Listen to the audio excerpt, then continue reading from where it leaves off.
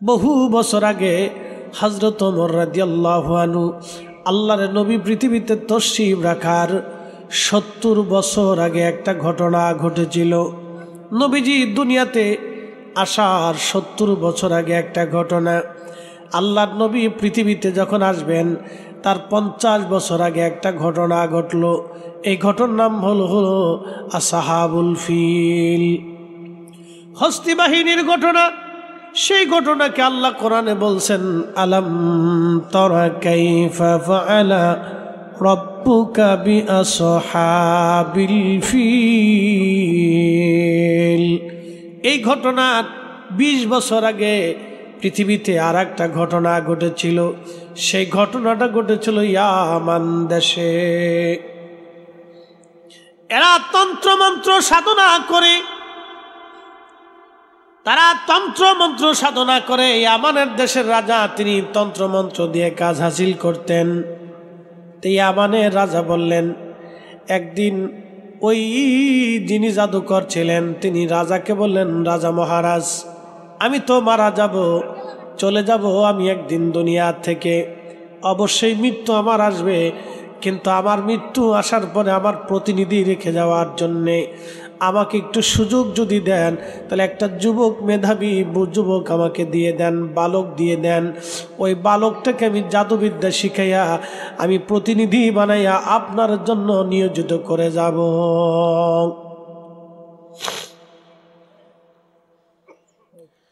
বন্ধুমণি, অন্ধবাসী, আখাউড়াবাসী মনোযোগ দিবেন, আল্লাহর কোরআন থেকে ঘটনা বলতেছি। আসহাবুল ফিল, এই ঘটনার ২০ বছর আগে পৃথিবীতে একটা ঘটনা ঘটলো, এটার নাম আসহাবুল উখদুদ। কোরআনে আমার রব, আমার আল্লাহ এটা লিখেছেন। হযরত আল্লাহর নবী বললেন, ওই রাজা একটা যুবক, একটা বালককে নিয়োজিত করলো। বালকটাকে নিয়োজিত করলো, ওই জাদুকরের কাছে পাঠাইতে লাগলো, যাতে জাদুকর তাকে জাদুবিদ্যা শিখাইতে পারে। প্রত্যেক দিন ওই বালকটাকে জাদুবিদ্যা শেখানো হয়। আর ওই বালকটা রাস্তা দিয়ে আসা যাওয়ার পথে দেখলে একটা গির্জা দেখা যায়। তখন হযরত ঈসা রুহুল্লাহর ধর্ম পৃথিবীতে চলমান। ওই গির্জার ভিতরে বসে বসে একজন পাদ্রী মানুষদেরকে আল্লাহর দিকে দাওয়াত দিত। একসাথে বলবেন আল্লাহু আকবার। আল্লাহু আকবার। এরকম রাস্তার পাশে একটা গির্জা, মানুষেরা ওই গির্জার ভিতরে বসে বসে ওই পাদ্রীর খুব চমকপ্রদ কথাগুলি শুনতো। যেমন আপনারা আমাদের ওয়াজ শোনেন, আমরা এই ওয়াজ করি, সারা পৃথিবী ইন্টারনেট মিডিয়ার মাধ্যমে মানুষ আমাদের কথা শুনে যে হুজুর কি বলে। দেখেন ইসলাম কতটা সত্য, আল্লাহ আছে এটা আপনাকে বুঝতে হবে। মানুষের বিশ্বাস এক লক্ষ্মীর দেবতা আছে, এই শিবের দেবতা আছে, কি জনের দেবতা আছে, অর্থের দেবতা আছে, বৃষ্টির দেবতা আছে, পানির দেবতা আছে, মাছের দেবতা আছে। এগুলি কোনো দেবতা আলাদা বলে কিছু নাই। সব কিছুর যিনি রব, মালিক, একচ্ছত্র অধিপতি, তিনি আমাদের রব, তিনি আল্লাহ। কথা বলেন ঠিক না? তার বাস্তব প্রমাণের ঘটনা থেকে শুনে যান। আল্লাহর নবী পৃথিবীতে আসার ৫০ বছর আগের ঘটনা হচ্ছে। ৫০ বছর আগের ঘটনা হচ্ছে এই হাতির ঘটনা, আবরাহার ঘটনা, আসহাবুল ফিলের ঘটনা। তারও ২০ বছর আগের ঘটনা হলো আসহাবুল উখদুদের ঘটনা। এই বালকটা জাদুবিদ্যা প্রত্যেক দিন শিখে, কিন্তু রাস্তা দিয়ে যাওয়া আসার সময় দেখলে গির্জা, গির্জার ভিতরে এক পাদ্রী বসে বসে মানুষদেরকে আল্লাহর দিকে দাওয়াত দেয়। তখন এই পাদ্রীর কথাগুলি শোনার জন্যে ওই ছেলেটা রাস্তার ভিতর থেকে, পাশ থেকে এসে গির্জার ভিতরে এসে বসে গেল। যখন পাদ্রীর কথা শুনতে লাগলো, তখন এই যুবকটার হৃদয় আকৃষ্ট হয়ে গেল। সে চিন্তা করলো, ঠিকই তো পাদ্রী সুন্দর সুন্দর কথা বলে। পাদ্রীর চমকপ্রদ কথাগুলি শুনে শুনে শুনে শুনে ওই বালকটা মোহিত হয়ে গেল। একদিন বালকটা ডাক দিয়ে বলল, পাদ্রী গো, আমার আব্বা আম্মা এই রাজার দরবারে একজন জাদুকর আছে, জাদুকরের কাছে জাদুবিদ্যা শেখানোর জন্য পাঠায় দেয়। ও পাদ্রী, আপনার কথা তো আল্লাহর কালাম, আপনার কথাই সত্য মনে হয়, কিন্তু আমার আব্বা আম্মা যে জাদুকরের কাছে পাঠাইলো, এই জাদুবিদ্যা জাদুকরের কথা ভালো লাগে না, এটা মিথ্যা মনে হয়, কিন্তু আপনারটাই আমার কাছে সত্য মনে হয়।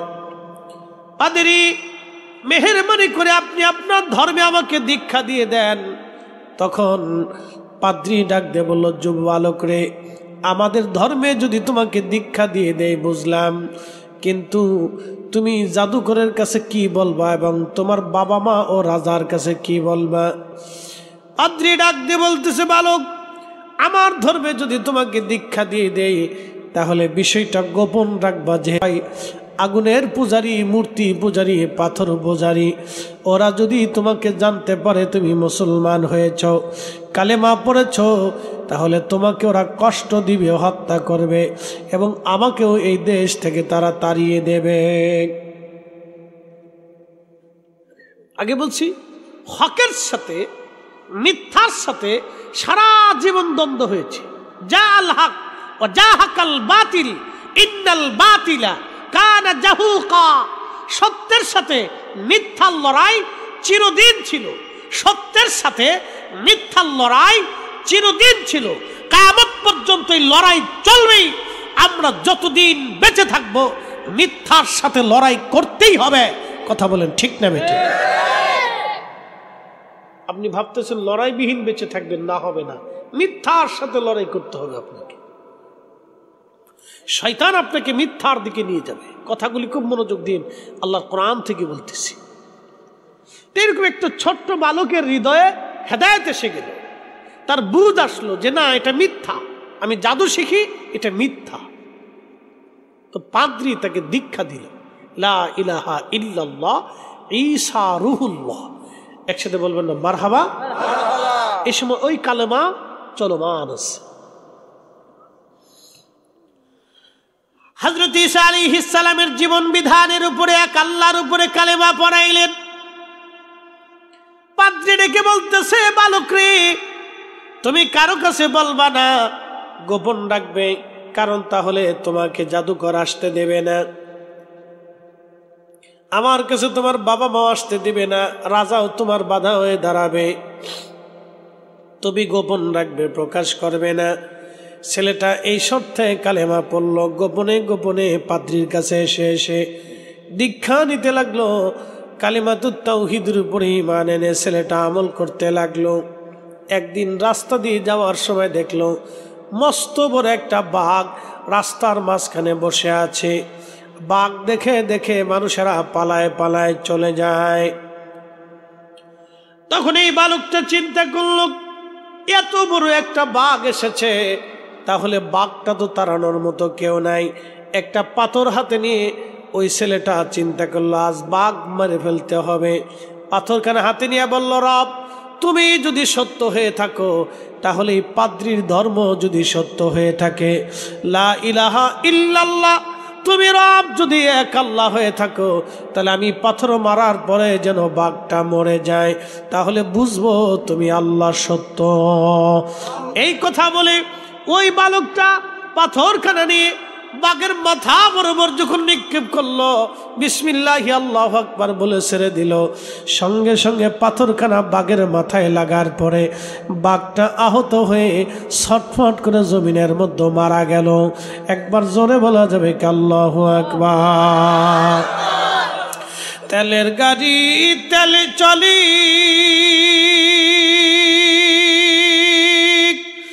হাওয়ার গাড়ি হাওয়ায় উড়ে, বিনা তেলে চালায় গাড়ি নবী সুলাইমান। আমরা সেই মুসলমান, আমরা সেই মুসলমান। তো বাঘ মারা গেল। বাঘ মরে যাওয়ার পরে এলাকার ভিতরে জানাজানি হয়ে গেল,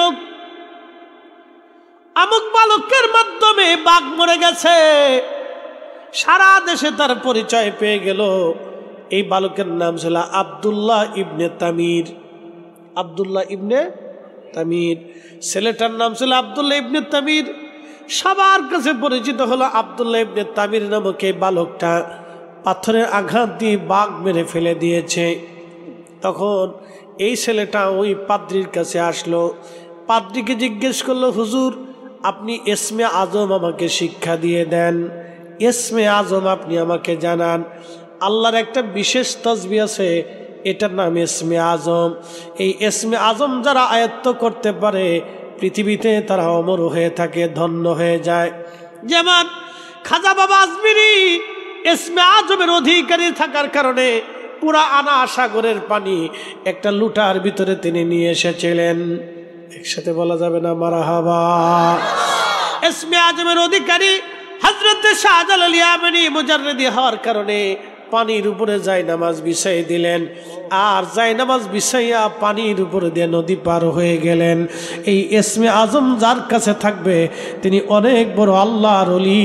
যেমন আলিফ লাম মিম, আলিফ লাম রা, ইয়াসিন, তাহা।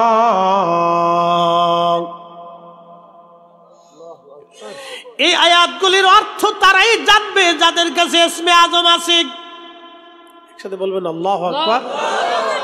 ইসমে আজম কি সবার কাছে থাকবে? না। যে বেটা ল্যাংটা, না, নামাজ কালাম পড়ে না, মুইতে সুইতে পানি লয় না, কিছু আছে বহুত বাংলাদেশে পেশাব করে পানি লয়, শরীর দিয়ে পাড়ার গন্ধ করে, 7 দিন 8 দিন 15 দিন গোসল করে না, এর নাম দিচ্ছে শাহর সুফি। হেতাই যদি শাহর সুফি হয় তাহলে শাহর শয়তান কেডা? কি কথা কর না কেন? সাহস সুফি হইতে পারে? জিন্দিগি তো নেই, ডাহা মিথ্যা কথা। মুসলমান খুব মনোযোগ দিবেন। এরা মন্ত্রতন্ত্র সাধনা করে আল্লাহর পথের সাধক না। আল্লাহর পথের সাধক যারা তাদের কাছে ইসমে আজম থাকবে। আকাশের দিকে তাকাবে, বৃষ্টি হবে, নদীর দিকে ইশারা করবে, নদীর পানিগুলি উজানের দিকে রওনা করবে। বন্ধু আমার, বন্ধা নারী পানির মধ্যে ফু দিয়ে পানি পান করাবে, বন্ধাত্ব সেরে যাবে। ক্যান্সারের রোগ আল্লাহর দরবারে হাত তুলবে, ক্যান্সার ভালো হয়ে যাবে। ইসমে আজমের অধিকারী যারা তারা মুস্তাজাবাতুদ দাওয়া হয়ে যায়, তারা আল্লাহর কাছে যা চায় আল্লাহ তাই দিয়ে দেয়। একবার জোরে বলা যাবে কে মারহাবা। মানিয়ান্দাবাসী, আখাউড়াবাসী খুব মনোযোগ দিয়ে শুনবেন। আল্লাহর বিদ্যা ইসমে আজম এটা সবার মধ্যে হবে না। আল্লাহ যাকে পছন্দ করেন আল্লাহ তাকে দিয়ে থাকেন। এই যুবকটা, বালকটা এসে ওই পাদ্রিকে ডাক দিয়ে বলল, পাদ্রি আমাকে ইসমে আজম শিখিয়ে দেন। পাদ্রি বললেন, বেটা ইসমে আজমের ওজন সহ্য করার মতো বয়স তোমার হয় নাই। তখন যুবক বালক বলল, না হুজুর, ইসমে আজম আমাকে শিখতেই হবে, এটা আল্লাহ পাকের গোপন এক বিদ্যা, এক ভান্ডার। এই ইসমে আজমের অধিকারী ছিলেন ইমাম শাফিঈ। জায়নামাজ বিছাইয়া দজলা নদীর উপরে তিনি নামাজ পড়েছিলেন। এই ইসমে আজমের অধিকারী ছিলেন হযরত হুজুর গাউসে পাক মহিউদ্দিন আব্দুল কাদের জিলানী, যিনি মুরাকাবায় বসে লৌহে মাহফুজের পৃষ্ঠা উল্টাইতেন। সাথে বলবেন আল্লাহু আকবার। এই ইসমে আজমের অধিকারী ছিলেন ওমর ইবনুল খাত্তাব রাদিয়াল্লাহু আনহু। তিনি চিঠি লিখলেন ফোরাত নীল নদের কাছে। নীল নদের মধ্যে চিঠি লিখলেন, বললেন চিঠিখানা ছেড়ে দাও, নীল নদে জোয়ার আসবে। হযরত ওমরের চিঠিখানা নীল নদের মধ্যে ছেড়ে দেওয়ার পরে নীল নদের মধ্যে জোয়ার এসে গেল। এই ইসমে আজমের অধিকারী ছিলেন হযরত আলী কাররামাল্লাহু ওয়াজ। একসাথে জোরে বলা যাবেন আল্লাহু আকবার। ইসমে আজমের অধিকারী ছিলেন হযরত ইমাম মুহাম্মদ বাকের, ইমাম জাফর সাদেক, ইমাম মুসা কাযেম রাদিয়াল্লাহু আনহু। ইসমে আজমের অধিকারী ছিলেন বাইজিদ বুস্তামি, আবুল হাসান খেরকানি, হুজুর খাজা বাহাউদ্দিন নকশবন্দ বুখারী, হুজুর শেখ আহমদ সোহরাওয়ার্দী। আহা, ইসমে আজমের অধিকারী শাহ সুফি ফতেহ আলী রসুলের নামা ওয়াইসি ইসমে আজমের অধিকারী ছিলেন। বন্ধু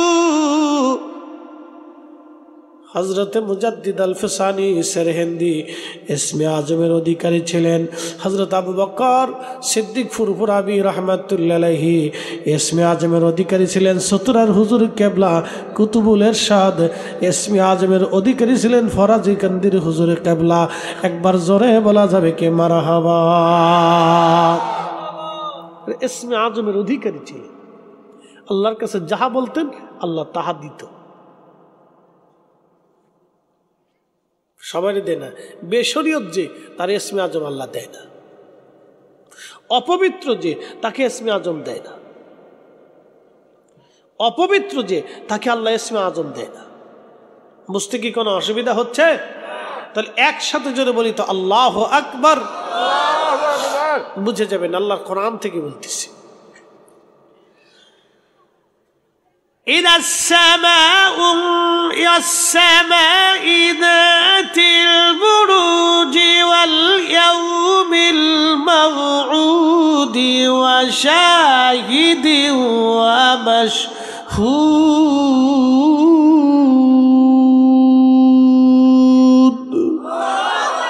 এই ঘটনা বলার আগে আল্লাহ কসম করছেন, কসম কসম। قتل أصحاب الأخدود النار أصحاب الأخدود النار ذات الوقود।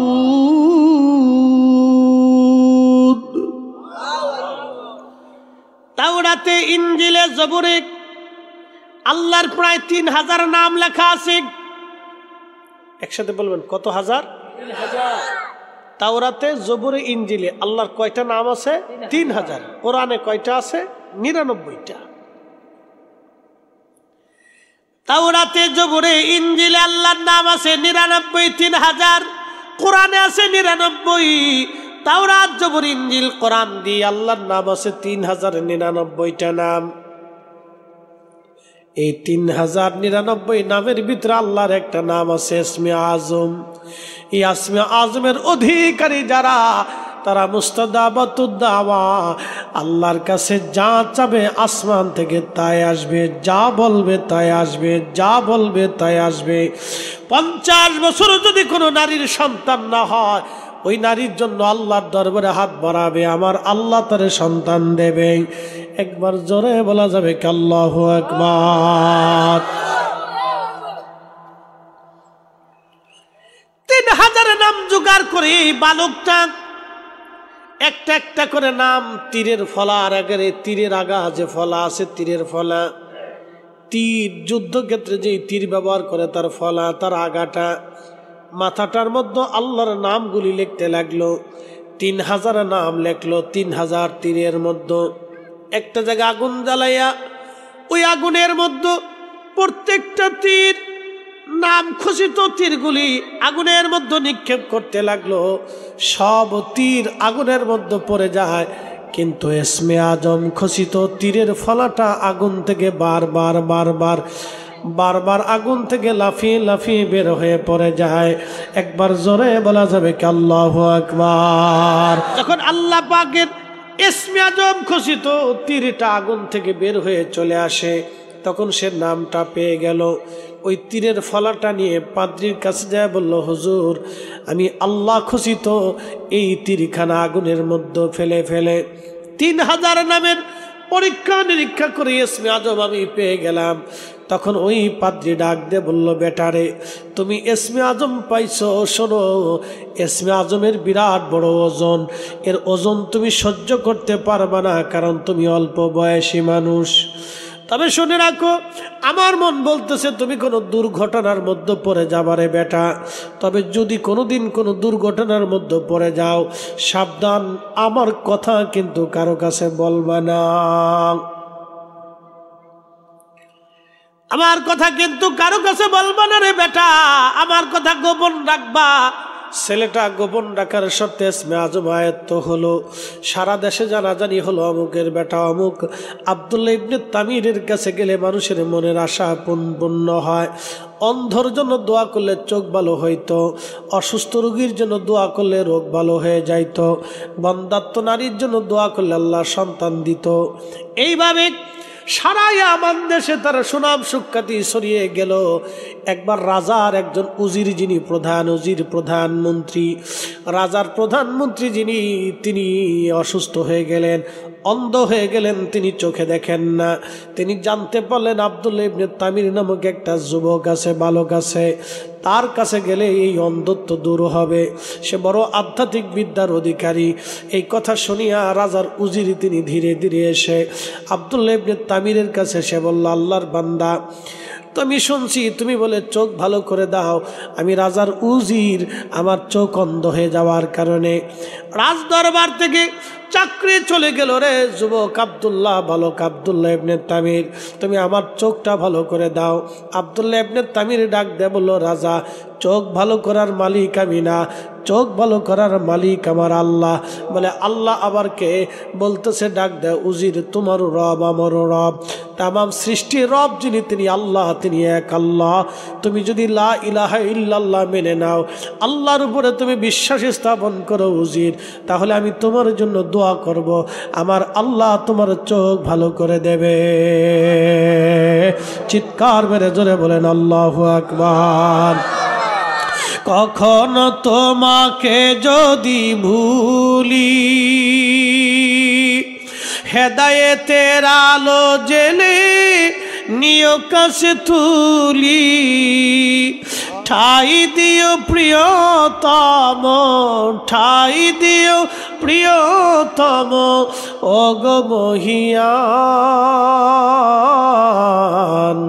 তুমি রহমান, তুমি মেহেরবান। অন্ধ গাহে না শুধু তোমারি গুণগান, অন্ধ গাহে না শুধু তোমারি গুণগান, বুঝে না তবু শান, তুমি রহমান, তুমি মেহেরবান।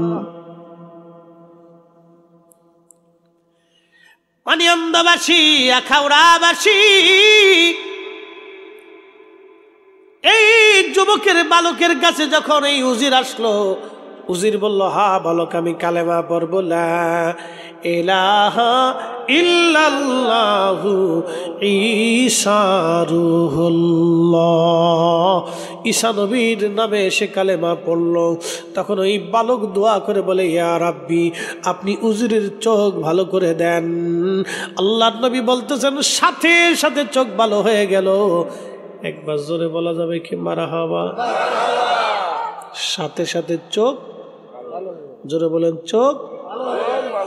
আবু বকর সিদ্দিক গারে সৌরের ভিতরে প্রত্যেকটা গর্তগুলি চাদর ছিঁড়ে ছিঁড়ে ছিঁড়ে ছিঁড়ে বুঝিয়ে দিলেন। একটা গর্ত তিনি বুঝাইতে পারলেন না। ওই গর্তটার উপরে পা রেখে বসে আছেন। আল্লাহর নবী উড়ু মুবারকে মাথা রেখে নবী ঘুমায়। নবীর ঘুমের যাতে ব্যাঘাত না হয়, কষ্ট না হয়, সেজন্য আবু বকর নবীকে ডাকে না। কিন্তু বারে বারে বারে বারে সাপে বারবার কামড় দেয়। প্রচন্ড বেশি আবু বকর সিদ্দিক স্থির থাকতে না পারে, সহ্য করতে না পারে, চোখের কোনা দিয়ে পানি বেশে। আবু বকর সিদ্দিকের চোখের পানি আল্লাহর নবীর বদন মোবারকে পড়ল। পড়ার সঙ্গে সঙ্গে নবীজির ঘুম ভেঙে গেল। আবু বকর, তুমি কি বাড়ির জন্য কাঁদো? বলে, না ইয়া রাসূলুল্লাহ, বাড়ির জন্য কাঁদি না, আপনার প্রেমে পড়ে বাড়ি সাল্লাম, স্ত্রী সাল্লাম, সন্তান সাল্লাম, দেশ ছেড়ে দিয়ে আমি হিজরত করে চলে যাচ্ছি। নবী গো, বাড়ির চিন্তায় না ইয়া রাসূলুল্লাহ, সাপের কামড়ে সহ্য করতে না পেরে কেঁদে ফেলেছি। বলে, আবু বকর, আগে কেন বলো নাই? বলে, হুজুর, আপনাকে যদি ঘুম থেকে জাগায় নবীর কষ্ট হবে। আমি আবু বকরের জীবন চলে যাক কিন্তু রসুলকে কষ্ট দিতে পারি না। দেখেন তারা সামান্যতম রসুল কষ্ট বাগেটে দিতে চাই নাই। আজকে আমার দেশে একদল আছে বুকে হাত বেঁধে নামাজ পড়ে, তারা বলে রসুলের আব্বা আম্মা কাফের ছিল, জাহান্নামী হয়ে গেছে। আচ্ছা বলেন তারা কথা দিয়ে নবীকে কষ্ট দেয়? কারণ রসুলের আব্বা আম্মাকে কোনো উম্মত যদি কাফের বলে বুঝতে হবে আল্লাহর নবীর কলিজায় ব্যথা লাগে। আল্লাহর নবীর কলিজায় যারা ব্যথা দিয়া আমার দেশে যারা নামাজ কালাম শিখাইতে চায়, ঘন্টা মরি দিয়া সৌদি আরব মক্কা মদিনায় পড়ে আসার পরও আমরা মনে করি সব ইহুদিদের খালাতো ভাই। কথা কন না কেন? আল্লাহ নবী ডাকতে বলেন, আবু বকর কোথায় তোমাকে কামড় দিয়েছে সাপে, বলো। আবু বকর সিদ্দিক দেখায় দিলেন নবীজির পবিত্র থুতু মোবারক বের করে এনে ওই সাপের ক্ষত স্থানে নবীজি লাগাই দিলেন।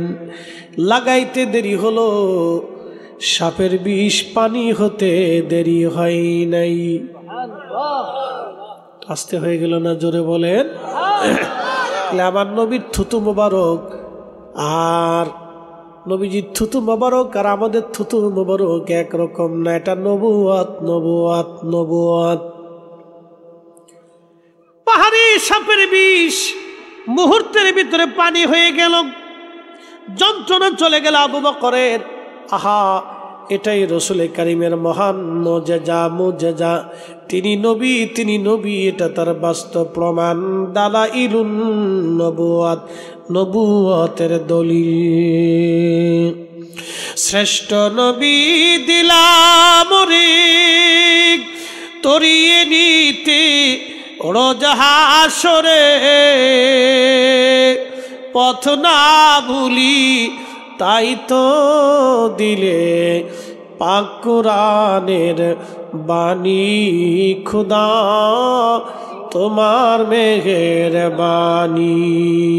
সুন্দর ফুল, সুন্দর ফল, মিঠা নদীর পানি। খুদা তোমার মেহেরবানি।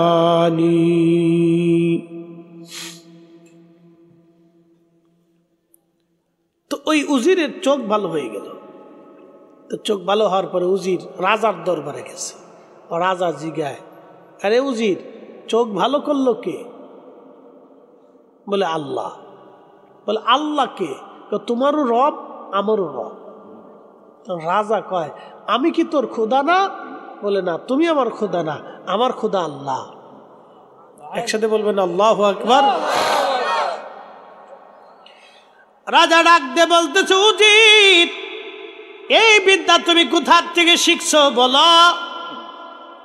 উজির ডাক দিয়ে বলতেছে, রাজা এই বিদ্যা আমার শিখাইছে আপনি যারে জাদুবিদ্যা শিখাইতে দিয়েছিলেন, ওই বালক আব্দুল্লাহ ইবনে তামির। বলতেছে, বলো কি? বলে চোখ কিভাবে ভালো হলো? বলে ওই ছেলে দোয়া করছে। বলে তা তো ভালো জাদু বিদ্যায় শিখছে, তাহলে যুবকটিকে ডাকো। ওই বালককে ডাকার পরে আব্দুল্লাহকে রাজা যে বলল, আব্দুল্লাহ তুমি তো সুন্দর জাদু শিখছো, তুমি চোখ ভালো করে দিলে। আব্দুল্লাহ তুমি কে? তোমাকে চোখ ভালো করলো, এই বিদ্যা তোমার কে দিল? আব্দুল্লাহ ইবনে তামির ডাক দেখায়, রাজা আমি চোখ ভালো করি নাই, চোখ ভালো করেছে আমার আল্লাহ।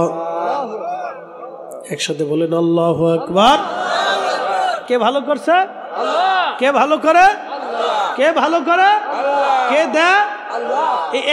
এক আম গাছে 50 বছরের আম কে দেয়? 2 কেজি ধান ছিটিলে 25 মন কে ধান দেয়? একটা মাছের ডিম থেকে হাজার হাজার মাছ কে দেয়? এত খাবার একই মাটির ভিতর থেকে এই লজ্জত স্বাদ কে দেয়? আল্লাহই দিয়ে দেয়, অন্য কেউ পারে না। তো যুবক বলতেছে, বালক বলতেছে, বাচ্চা আল্লাহ চোখ ভালো করছে। বলে আল্লাহকে? বলে তোমারও রব আমারও রব। আমি কি খোদা না? কয় না। সত্যের সাথে মিথ্যার দ্বন্দ্ব শুরু হয়ে গেল। মিথ্যা বলতেছে আমি খোদা, সত্য বলতেছে তুমি খোদা না, খোদা একজন। রাজা বলে আমি কি রব নই? না তুমি রব না, রব আমার আল্লাহ। বলিস কি? তোকে এই বিদ্যা কে শিখাইলো? বলে অমুক পাদ্রী। ধরে নিয়ে পাদ্রীকে ধরে নিছে পাদ্রি রে, পাদ্রি তুই কি এই বিদ্যা মানুষে শিখাস? বলে হ্যাঁ। বলে রবকে? বলে আল্লাহ। আমি কি খোদা না? বলে না, তুমি খোদা না। তাই তো অনেক লোকরে তুই শিখেছিস, তুই কি বিদ্যা ছাড়বি? বলে না। তাহলে জীবন দিবি? কাহা দিব। বহু অলির জীবন চলে গেছে, বহু শহীদ হয়ে গেছে, বহু সাহাবীর জীবন চলে গেল, সন্তান হারাইল, শহীদ হয়ে গেল, কিন্তু মিথ্যার কাছে তারা মাথা নত করে নাই। মাথা উঁচু করে, শির উঁচু করে হযরত ইমাম হুসেন কারবালার ময়দানে দাঁড়িয়েছিলেন। তিনি মিথ্যার সামনে সেই দিন মাথা নত করলে আমার রসুলের উম্মত সারা জীবন মিথ্যার সামনে মাথা নত করত। এখন বাদশা বলতেছে ওই যে পাদ্রি ধরে নিয়ে আসছে, পাদ্রির মাথার উপরে করাত সেট করছে, করাত দিয়ে ফেরে ফেরে ফেরে ফেরে ফেরে ফেরে তিলে তিলে তিলে তিলে তাকে হত্যা করা হবে, হযরত জাকারিয়া আলাইহিস সালামের মতো তার মাথার উপরে করাত ধরছে। বাদশা বলতেছে এই পাদ্রি তুই কি আমাকে খোদা মানবি? পাদ্রি বলে না, জীবন চলে যাবে তোমাকে খোদা মানতে পারবো না। নবী বলেছেন উম্মত তোমাকে কেটে কেটে কেটে কেটে যদি টুকরা টুকরা টুকরা টুকরা করে দেওয়া হয়, তারপরে তুমি শিরক করবে না, আল্লাহর সাথে অংশীদারিত্ব সাব্যস্ত করবে না, লা ইলাহা ইল্লাল্লাহ থেকে সরে আসবে না, তোমাকে কেটে কেটে টুকরা টুকরো করার পরেও তুমি লা ইলাহা ইল্লাল্লাহ থেকে সরে আসবে না, তুমি আল্লাহর বিশ্বাস থেকে সরে যাবে না, মুহাম্মদুর রাসূলুল্লাহর বিশ্বাস থেকে তুমি সরে যাবে না। কারণ একবার বেঈমান হয়ে কবরে গেলে তুমি চিরদিন তোমাকে জাহান্নামে থাকতে হবে, আর ঈমান নিয়ে কবরে গেলে একদিন না একদিন জান্নাতে যাওয়ার সুযোগ হবে। একসাথে বলা যাবে না আল্লাহু আকবার? মনিয়ন্দাবাসী মনোযোগ দিয়ে শুনিয়া যান। এবার এই বালক ওই পাদ্রিটাকে বাদশার লোকেরা মাথা থেকে পা পর্যন্ত করাত দিয়ে ফাড়তে লাগলো, তাকে ফেরে ফেরে ফেরে ফেরে হত্যা করা হলো। কিন্তু পাদ্রি ঈমান দেয় নাই, জীবন দিল। এবার এই বালকরে বলা হলো, বালক তুমি কি ধর্ম ছাড়বে? বালক বলল না। বাদশা বলল তাহলে বালকরে শুলে চড়াও, শুলের মধ্যে চড়াইয়া তার বুক লক্ষ্য করে তীর মেরে মেরে তাকে হত্যা করো। ওই জমানার এই সিস্টেম ছিল হত্যা করার পদ্ধতি। শুলের মধ্যে চড়াইয়া তার বুক লক্ষ্য করে যখন তীর ছুঁড়ে মারা হলো, আল্লাহর নবী বললেন প্রত্যেকটা তীর তার বুকের সামনে থেকে ফিরে ফিরে জমিনের মধ্যে পড়ে যেতে লাগলো, একটা তীরও তার বুকের মধ্যে ঢুকে না। একবার জোরে বলা যাবে কি আল্লাহু আকবার? তার বুকের ভিতরে আছে কি? ইসমে আজম। জোরে বলেন, একসাথে বলেন কি? আরো জোরে। ইসমে আজমের ওলি যারা, বাঘে তাদেরকে আক্রমণ করে না, পৃথিবীর কোন পশু পাখি সৃষ্টি তাকে আহত করে না, ধরতে পারে না, সাহস পায় না, তারা তাদেরকে চিনে, বাঘে তারে সালাম করে। এই জন্য শাহ মোস্তফা আল বাগদাদি হুসাইনি মৌলভীবাজারের শহরে ঘুমিয়ে আছেন। তিনি 360 আউলিয়ার ওলি যিনি, তিনি বাঘের পিঠে সওয়ার হয়ে সিলেট থেকে মৌলভীবাজার এসেছিলেন। হাজার হাজার হিন্দু সনাতন ধর্মের লোকেরা দেখলো, হায় হায় তিনি বাঘের পিঠের উপরে সওয়ার হয়ে আসছে। বাঘে যার কথা শুনে বোঝা গেল সে দুনিয়ার আর সাধারণ কোনো ব্যক্তি না, সে আল্লাহর ওলি। তখন অনেক হাজার হাজার মানুষ কালেমা পড়ে মুসলমান হয়ে গেলেন। একবার জোরে বলা যাবে কে মারহাবা? প্রিয় উপস্থিতি মনোযোগ দিবেন। এই বালক বলল না না না, আমি ধর্ম ছাড়ব না। তার বুকের সামনে থেকে ওই তীরগুলি ঝরে ঝরে পড়ে যেতে লাগলো, একটা তীরও তার বিদ্ধ হয় না। রাজা বলল ব্যাপার কি? তাকে সমুদ্রের মধ্যে নিয়ে যাও। সমুদ্রের মধ্যে নিয়ে যাওয়ার পরে সমুদ্রের গভীরে তাকে ছেড়ে দিয়ে চলে আসো। রাজার সৈন্যরা জাহাজ নিয়ে সমুদ্রের গভীরের মধ্যে যখন নিয়ে গেল, ঝড় তুফান এসে রাজার সৈন্যরা ডুবে মরে গেল। কিন্তু এই বালক আব্দুল্লাহ ইবনে তামির অলৌকিকভাবে সমুদ্র থেকে বেঁচে আবার রাজদরবারে ফিরে আসছে।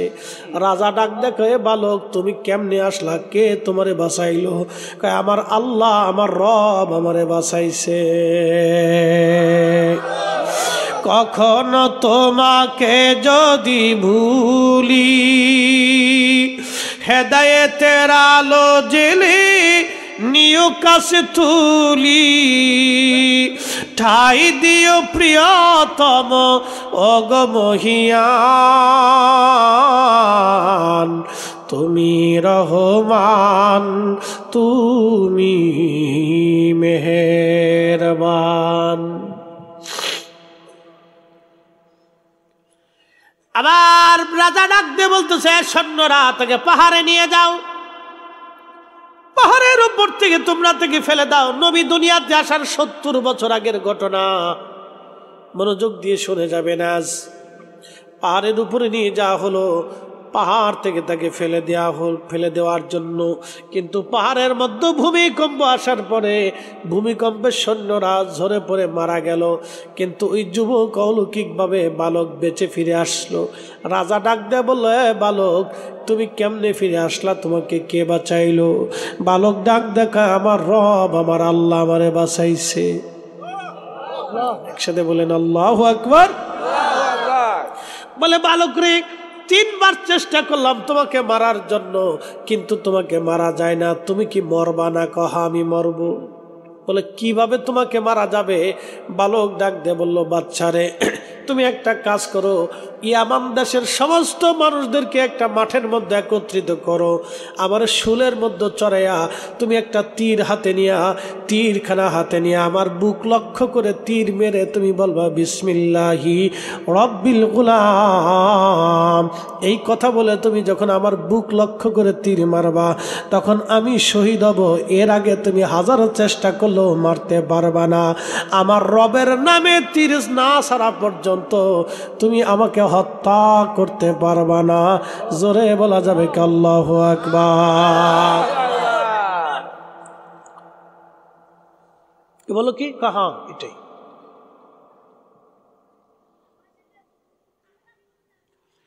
তো বালক মারার জন্যে রাজা ইয়ামানের সমস্ত মানুষদেরকে তলব করল। লক্ষ লক্ষ মানুষকে তলব করে শুলে চড়াইয়া তীর হাতে নিয়ে বিসমিল্লাহি রব্বি হাদাল গোলাম বলে যখন নিক্ষেপ করলো, সাথে সাথে তীর তার বক্ষে ভেদ করে সে ওইখানে শুলের মধ্যে শহীদ হয়ে গেল।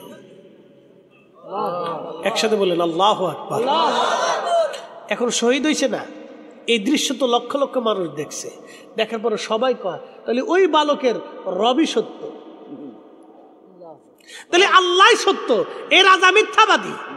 একসাথে বলবেন আল্লাহু আকবার। কে সত্য? কে সত্য? এ রাজা মিথ্যাবাদী। এই সমস্ত মানুষ কালেমা পড়ে ফেলল, লা ইলাহা ইল্লাল্লাহ, লা ইলাহা ইল্লাল্লাহ, লা ইলাহা ইল্লাল্লাহ।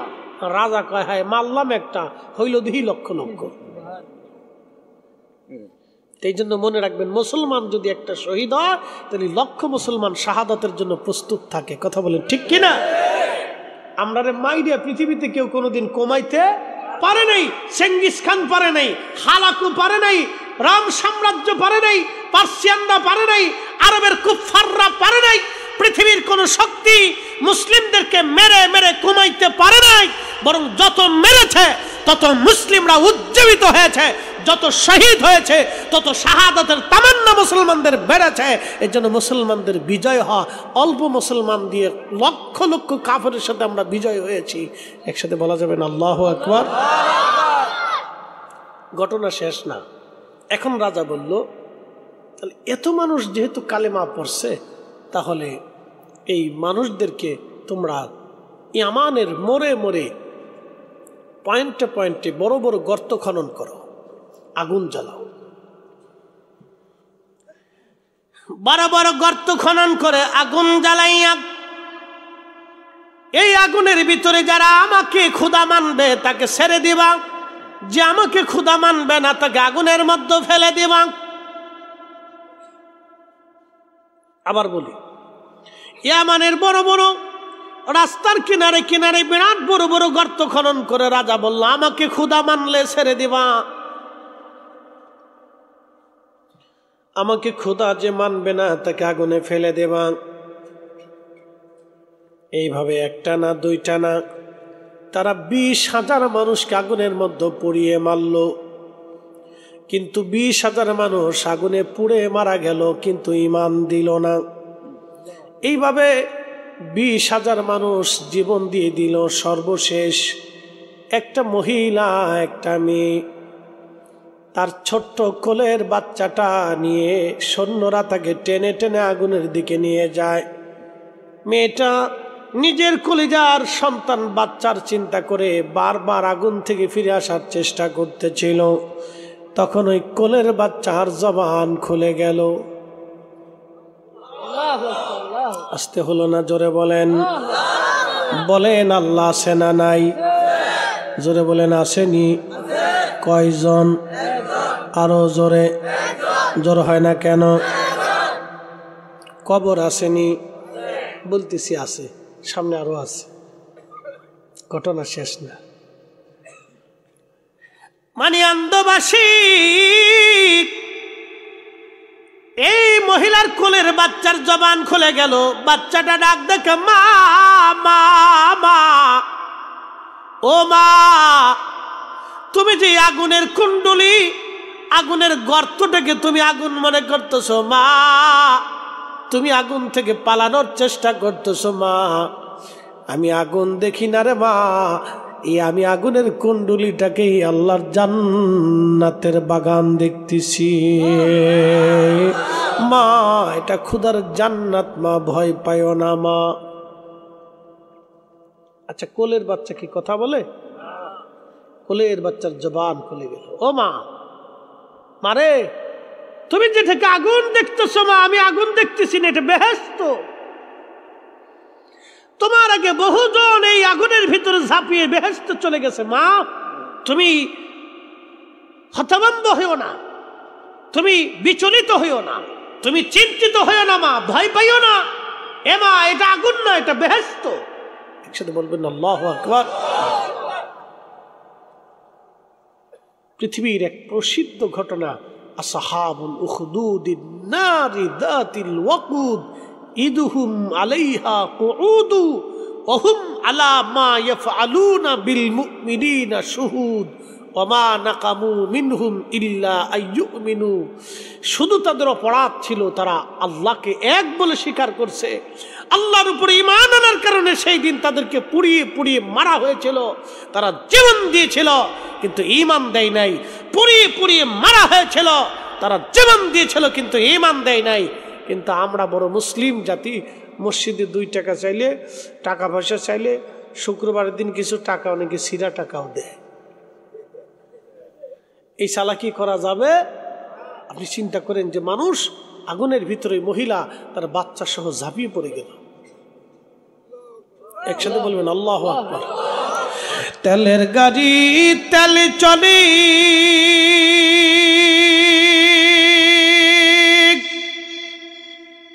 হাওয়ার গাড়ি হাওয়ায় উড়ে, বিনা তেলে চালাই গাড়ি নবী সুলাইমান। আমরা সেই মুসলমান।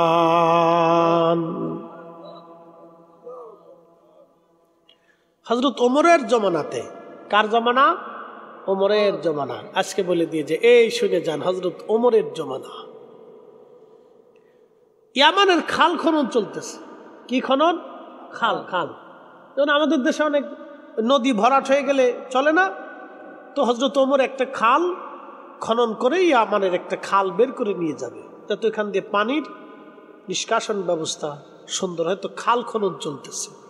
তো খাল খনন করার সময় দেখা গেল মাটির নিচে এক বালকের লাশ। আল্লাহ, এইভাবে তাফসীর ইবনে কাসিরের ভিতরে আসছে, মাথার ভিতরে এইভাবে হাত দিয়ে তার লাশ ওইভাবে সমাহিত করা আছে। কিন্তু কাফনের কাপড় তাজা, শরীরের পোশাক তাজা, তখনও তার শরীরের চুল তাজা, তার দেহ তাজা, তার ত্বক তাজা, তার চেহারা অক্ষর নষ্ট হয় নাই, যেইভাবে ওইরকমই পড়ে রয়েছে। তো সাহাবে কেরাম লক্ষ্য করলো, সে তো সেই যুবক যে আব্দুল্লাহ ইবনে তামির, যে আসহাবুল উখদুদ, যে এই সে শহীদ হয়েছিল, যেই বালক, সেই বালকের এই আজকে তার কপালের ভিতরে তীর ঢুকে পড়েছিল, এখানে সে হাত দিয়ে এইভাবে ছিল, তো সাহাবে একরাম তার হাত সরানোর পরে লক্ষ্য করলো ওইখান থেকে গল গল করে তাজা রক্ত বের হয়ে আসছে। আচ্ছা এখন বলি, নবীজি ইন্তেকাল, নবুয়ত, কোরআন শরীফ নাজিল হইল 40 বছরে। কত বছর? একসাথে বলেন, কত বছর? নবীজি আসার কত বছর আগের ঘটনা? 70। 70 আর 40 কত? 110। আর হযরত ওমরের খেলাফত কত? নবীজির ইন্তেকাল এর পরে, তাহলে আরো 23 বছর। আরো কত বছর? 23 বছর পরে নবী ইন্তেকাল করছে না, তাহলে আরো 23 বছর, তাহলে কত হলো? 133। আর হযরত ওমরের খেলাফত আবু বকরের 1-2 বছর পরে, 135 বছর পরে লাশ উত্তোলন করার পরে দেখা গেল যেরকম ওইরকমই রয়েছে। আল্লাহু আকবার। জোরে জোরে জোরে জোরে জোরে জোরে, না না হয় না, আরো জোরে আরো জোরে। 100 কত? নারে তাকবীর, নারে রিসালাত, নারে গাউসিয়া, পবিত্র জশ্নে ঈদে মিলাদুন নবী, আহলে সুন্নাত ওয়াল জামাত। শোনেন, যদি হযরত ঈসা আলাইহিস সালামের উম্মতের লাশ 135 বছর পরে এইভাবে অক্ষত থাকে, তাহলে ঈসা আলাইহিস সালামের উম্মতের চাইতে এই নবীর উম্মতের 70 গুণ মর্যাদা বেশি। কথা বলেন ঠিক না বেঠিক? আপনি এবার বুঝে যান, তাহলে আমরা আহলে সুন্নাত ওয়াল জামাত হক, আমরা হকের উপরে আছি। কথা বলেন ঠিক কিনা? আমরা সত্যের উপরে প্রতিষ্ঠিত আছি, আমরা হকের উপরে প্রতিষ্ঠিত আছি। আজারে বাজারে আন্দা গান্দা আমাদের কাছে নাই, আন্দা গান্দা ফাসা এই সমস্ত বিশ্বাস আকীদার উপরে আমাদের ভিতরে নেই। আমরা আহলে সুন্নাত ওয়াল জামাত হকের উপরে প্রতিষ্ঠিত আছি। এমন অন্ধবাসী সাহাবীরা হযরত ওমরের কাছে চিঠি লিখল, আমিরুল মুমিনিন আব্দুল্লাহ ইবনে তামিরের লাশ পাওয়া গেছে 135 বছর পর। তার লাশ থেকে এখনো ক্ষত থেকে রক্ত বের হয়। মাথা থেকে হাত সরানোর পরে সাহাবীরা আবার মাথার এখানে হাত বসায় দিলেন। চুল যেমন, চোখ যেমন, শরীর তেমন। 135 বছর আগে যেইভাবে দাফন করা হয়েছিল, 135 বছর পরে মাটির নিচে ওইভাবেই আছে। সামান্য পরিমাণ ত্বক চেহারা পর্যন্ত নষ্ট হয়ে যায় নাই। এরা মুসলিম মুসলিম, মুসলমান মুসলমান। তাহলে বলেন কবর আছে না নাই? সনাতন ধর্মের একটা বিশ্বাস। আবার আসিব ফিরে ধানসিঁড়িটির তীরে নবান্নে বাংলায়, হয়তো শালিকের বেশে হিন্দুরা বিশ্বাস করে আবার পৃথিবীতে আমি ফিরে আসব।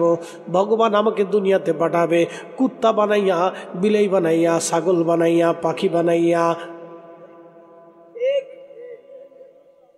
এই আসার কোনো সুযোগ আছে? কি বুঝলেন? আসহাবুল উখদুদের ঘটনা, কোরআনের ঘটনা বললাম আজকে আপনাদের সামনে। আশ্চর্য মনে হচ্ছে না? 135 বছর পরে লাশ ওই রকমই। তাহলে কবর আছে না নাই?